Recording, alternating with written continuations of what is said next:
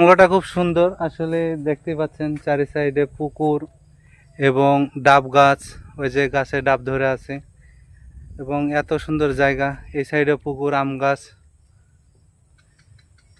এবং দেখতেই পাচ্ছেন গাছে আম ধরে আছে। আসলে আমের শহর হচ্ছে রাজশাহী, আম না দেখা যেত নয়, যার কারণে দেখাইলাম আম। আর জায়গাটা অনেক সুন্দর, ঘোরার মতো খুব সুন্দর একটি পরিবেশ। এখানে পিকনিক করার মতো যথেষ্ট পরিমাণ স্পেস রয়েছে, চাইলেই ঘুরে দেখা যায়।